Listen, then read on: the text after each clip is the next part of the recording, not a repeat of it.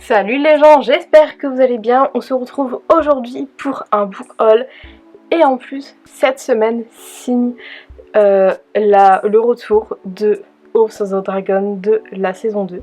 Je vous filme cette vidéo en retard, mille excuses, j'ai pas trouvé le temps. Mais sinon, pour me faire pardonner, j'ai mis mon beau t-shirt House of the Dragon, le collier qui est un petit peu abîmé. Alors il y a juste les ongles qui sont verts, qui posent problème. J'aurais dû me les mettre en noir ou en rouge, mais j'ai totalement zappé. Mais on est content, mais on n'est pas là pour ça. Je suis là pour vous présenter 3 livres que j'ai lus et on commence dès maintenant. Le premier livre que j'ai lu pour cette lutte lecture, il s'agit de La Chambre 1408 de Stephen King aux éditions Albin Michel dans la collection Wiz, si je ne me trompe pas. De quoi parle le livre? Eh bien c'est simple. Dans une maison abandonnée ou dans le donjon d'un vieux château, votre incrédulité peut vous servir de protection. Dans la chambre 1408, elle ne fera que vous rendre encore plus vulnérable. Mike est écrivain et chasseur de fantômes. Non pas qu'il y croit lui-même, au contraire, rien n'est encore parvenu à vaincre son sceptisme.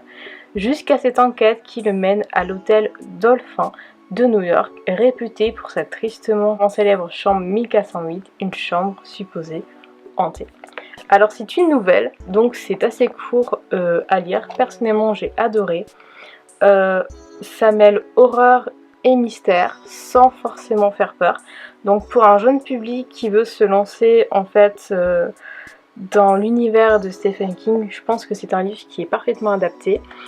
Donc on a Mike en fait qui va dans la chambre 1408. Le gérant de l'hôtel, si je me trompe pas, essaie de le convaincre de ne pas y aller, que à chaque fois il se passe des choses horribles, etc. Mais vu que lui, en fait, comme dit dans le résumé, il ne croit pas aux fantômes, etc., eh bien il y va. Et bien entendu, il va se faire avoir et il va se passer de choses horribles. Mais en soi, ça fait pas peur en fait. C'est sympa à lire. J'ai ni eu peur, ni quoi que ce soit. C'est vraiment sympa à lire, ça se lit super vite, j'ai vraiment aimé, c'est pas un coup de cœur non plus, mais franchement ça se laisse facilement lire. Et du coup pour un jeune public qui veut se lancer dans l'univers de Stephen King, franchement c'est un livre adapté à tous les âges. Il n'y a pas d'âge en fait minimum qui est mis dedans. Et je me sens pas trop légitime à vous dire à quel âge commencer ce livre, mais franchement allez-y, j'ai beaucoup aimé. Et pour l'anecdote, en fait de base ce livre n'était pas censé être écrit. C'était en fait il avait écrit, me semble-t-il, un extrait, parce qu'en fait dans l'horreur ça existe souvent des chambres hantées, etc. Donc il avait écrit une sorte d'extrait de ce livre dans en fait le processus d'écriture de son livre, de l'écriture, pour donner une sorte d'exemple, etc. et tout. Et après il a quand même écrit l'histoire, parce qu'en vrai ce qu'il avait commencé à écrire, ça lui avait plu. Donc juste pour dire, cette histoire de base elle devait pas voir le jour, c'était pas censé être un livre à part entière. Et bien en fait si. Et c'est là qu'on voit encore le talent de Stephen King. Même si pour ma part, soit ça passe, soit ça casse. J'ai eu de nombreuses déceptions de la part de Stephen King, mais j'ai également eu de bonnes, voire de très bonnes lectures. Je pense notamment à Misery, dont je vais vous parler très prochainement, que j'ai vraiment adoré. Mais bon, voilà.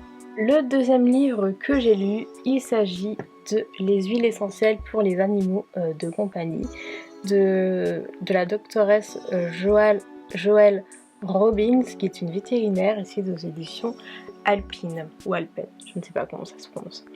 Je l'ai acheté sur un coup de tête il y a très longtemps, parce que je trouvais ça intéressant d'avoir un livre sur les huiles essentielles pour les animaux, au cas où je peux pas aller chez le vétérinaire, chez la vétérinaire de mon chat, pour X ou Y raison et que je peux en fait utiliser certaines huiles essentielles.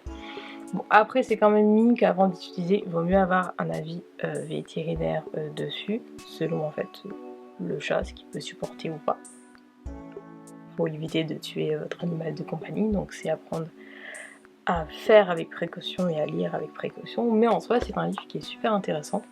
Donc je vous cache pas que je n'ai pas absolument tout lu, il y a des pages que j'ai un peu survolées parce qu'il était question que de chiens et je n'ai pas de chien et pour des raisons qui me concernent je n'en aurai probablement jamais, mais c'est très intéressant, c'est un livre que je vais garder dans ma bibliothèque dans un petit coin parce qu'un jour ou un autre j'en aurai forcément besoin. Il y a vraiment des choses qui sont très utiles, très intéressantes et malgré tout il y a beaucoup d'huiles essentielles qui sont adaptées aux animaux mais également aux humains, donc ça pourrait également me servir à moi même si là il est question d'animaux.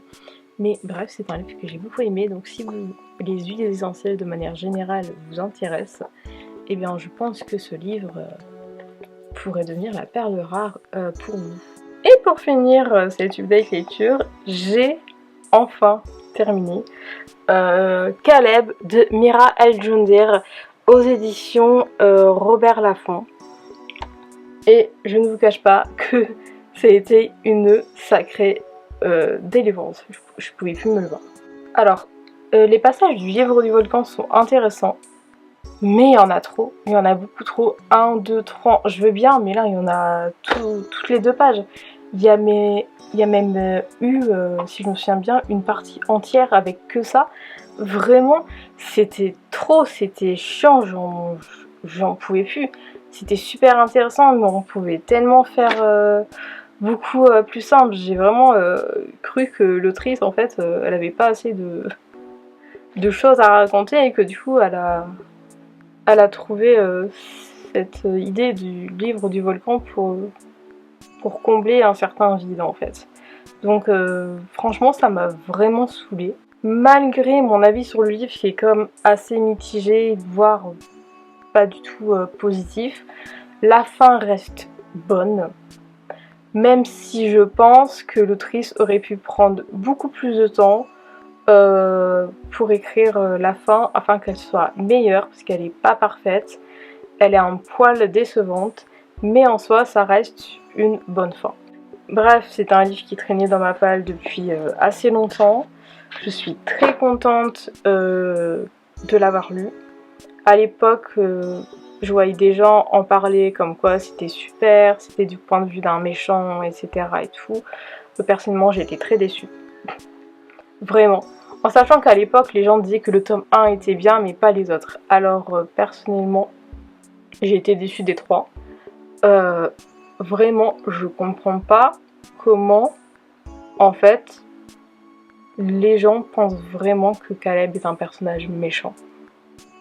On n'a vraiment pas la même définition du méchant. À la limite, c'est juste un mec, en fait, un peu bouffon, un peu arrogant, un peu macho. Une sorte de petite racaille. Mais par contre, c'est pas un personnage méchant. Donc je comprends pas ce qu'on dit au début, c'est oui, alors ça va vous mettre à la place du méchant, etc. dans sa tête. Mais il est archi pas méchant. On n'a vraiment pas la définition du mot méchant. Je vais vous donner des romans où vraiment le personnage principal, c'est un personnage qui est méchant. Là, c'est juste une petite merde, Caleb, c'est tout. Hein.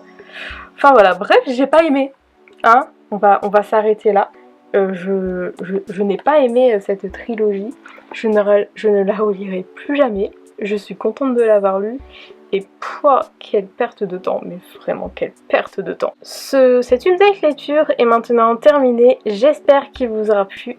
On se retrouve très bientôt pour de nouvelles vidéos.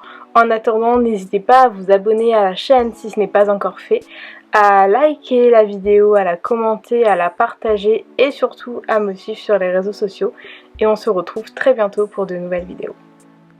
Ciao!